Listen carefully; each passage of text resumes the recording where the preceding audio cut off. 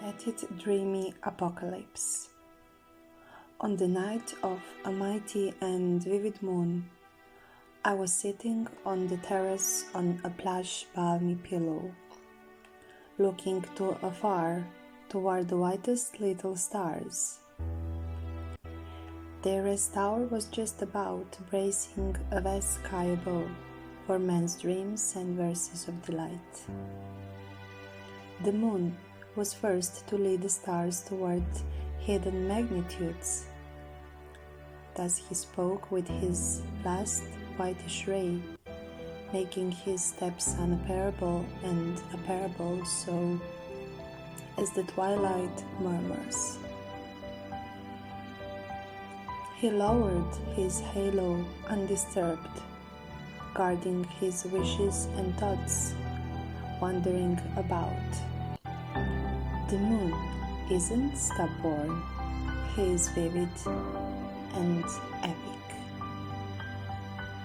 On the hill of a freshly mowed meadow, petted plants were dancing. My dad knew their cheer and potency, and he didn't interrupt, just watched them close.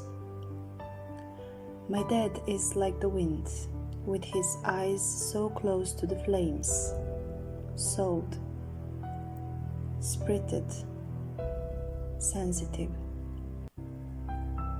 Yes, that's him. He often says when a storm is about to set up, if you don't believe, just look at the clouds. I know them, their density, shapes, the ways they collide.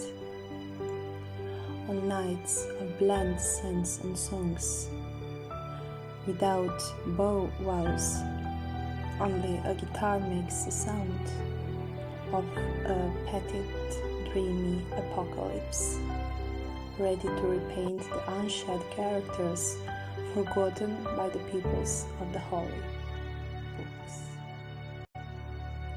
Petite, dreamy apocalypse.